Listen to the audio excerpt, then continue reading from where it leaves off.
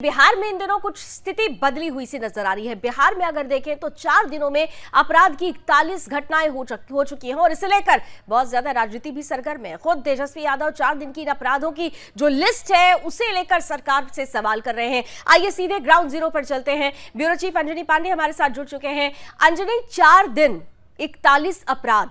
ये अपने आप में बहुत बड़ा सवाल खड़ा करते हैं बिहार के लिहाज से, लॉ एंड ऑर्डर के लिहाज से। और ऐसे में तेजस्वी यादव का इस पर राजनीति कर देना किस तरह से लिया जाए, और ये 41 अपराधों की जो सूची वो जारी कर रहे हैं वो जेन्युइन सूची है?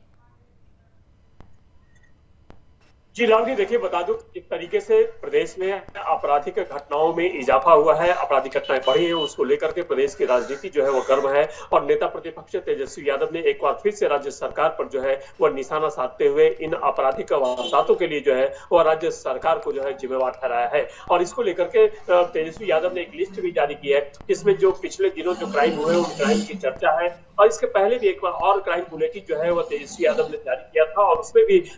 आपराधिक जो घटनाएं हो रही थी उन आपराधिक घटनाओं का जिक्र करते हुए राज्य सरकार पर निशाना साधा था। तो एक और जहां पुल गिरने की को लेकर के राजनीति हो रही थी, उस पर बयानबाजी हो रही थी, तो वहीं अब बढ़ते हुए अपराध को लेकर भी जो है वह तेजस्वी यादव द्वारा यानी विपक्ष द्वारा जो है वह राज्य सरकार पर जो है निशाना साधा जा रहा है। और बार बार ये सवाल पूछे जा रहे हैं कि क्या यह मंगल राज है या इसे फिर जंगल राज कहा जा सकता है या नहीं कहा जा सकता है। तो देखें तो जिस तरीके से अपराध बढ़े, यदि हम दूसरे जिलों की बात करें तो दूसरे जिलों में भी आपराधिक घटनाओं में इजाफा हुआ है, चाहे वह लूट की घटनाएं हो, हत्या की घटनाएं हो या छिनतई की घटनाएं हो। तो वहीं पर देखें तो प्रदेश की राजधानी पटना में भी जो है वह कई ऐसी वारदातें हुई हैं, दिन दहाड़े गोलियां चली हैं, आपराधिक वारदातें हुई हैं, लोगों की हत्या हुई है। पटना सिटी की बात करें तो पटना सिटी में हत्या हुई है, वहां पर लूट की घटनाएं हुई है। साथ ही साथ बैंक की भी कई लूट की घटनाएं जो है वह पिछले दिनों जो है वो हुई, जिसको लेकर के ही तेजस्वी यादव जो है वह राज्य सरकार पर लगातार निशाना साध रहे हैं। तो वहीं यदि देखें तो दूसरी ओर जो सत्ता पक्ष है वह सत्ता पक्ष इन घटनाओं को लेकर के जो है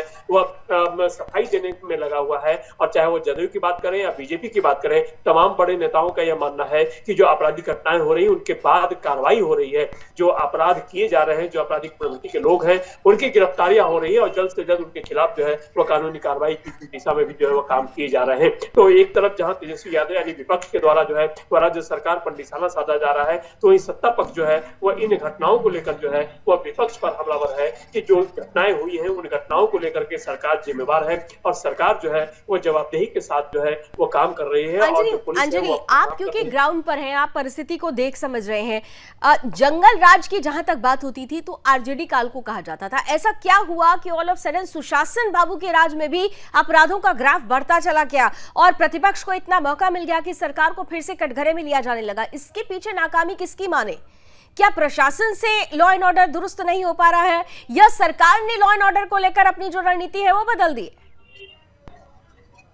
देखिए लवली, जिस तरीके से सरकार कह रही है बराबर की जो पुलिस है वो अपना काम कर रही है, आपराधिक वारदातें जो है वह कम रोकने के प्रयास किए जा रहे हैं, पुलिस की तरफ से पूरी व्यवस्था की जा रही है। लेकिन देखें तो कहीं ना कहीं जो है वह जो गश्ती है वो गश्ती कहीं कमजोर जरूर दिख रही है, जिसकी वजह से जो है वह न तो सिर्फ रात में बल्कि दिन दहाड़े जो है वह वारदातें हो जा रही है पटना में। चाहे वो पाटलिपुत्रा की बात करें या फिर पटना सिटी की बात करें, इन दोनों जगहों पिछले 3 दिनों में जो है वो गोलीबारी की घटना हुई है। साथ ही साथ पटना में वार्ड पार्षद के भाई को भी जो है वो गोली मार दी गई पटना के सब्जी बाग इलाके, सब्जी बाग थाने के इलाके में, फिर और थाने के इलाके में। तो कई ऐसी वारदातें हुई जिन वारदातों को लेकर के विपक्ष जो है वह सत्ता पक्ष पर लगातार जो है वह हमलावर है। और ये जो वारदातें हुई इन वारदातों को लेकर के राज्य सरकार पर जो है वह जिम्मेवार जो है वह ठहराया जा रहा है और देखा जा रहा है या बताया जा रहा है कि राज्य सरकार की जो विधि व्यवस्था है वो विधि व्यवस्था काफी कमजोर हो चुकी है, जिसके वजह से ही अपराधियों का मनोबल जो है वह बढ़ चुका है और अपराधी आपराधिक वारदातों को जो है वो अंजाम दे रहे हैं। और दिन दहाड़े चाहे वह हत्या की बात हो, प्रॉपर्टी डीलर के हत्या की पटना सिटी की बात करें तो प्रॉपर्टी डीलर की हत्या पहले सुबह कर दी जाती है, दिन में जो है वह वार्ड पार्षद के भाई को गोली मार दी जाती है।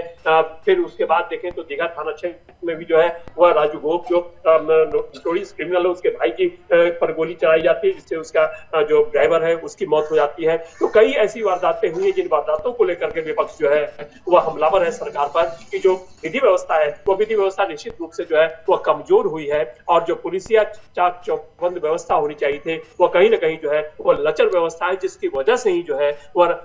अपराधी जो है वो आपराधिक वारदातों को अंजाम दे रहे हैं। वहीं देखें तो बैंक लूट की भी कई घटनाएं हुई हैं। जो सीएसपी संचालक हैं उनके पास से लूट की कई घटनाएं हुई, चाहे वो पटना के आसपास की बात करें, मुजफ्फरपुर की बात करें, आपको सीमांचल के इलाके में बात करें, किशनगंज की बात करें, दरभंगा की बात करें, तो कई ऐसी वारदातें, मुजफ्फरपुर की बात करें तो कई ऐसी वारदातें हुई जिसको लेकर के ही विपक्ष जो है वह राज्य सरकार पर विपक्ष हमलावर है और सत्ता पक्ष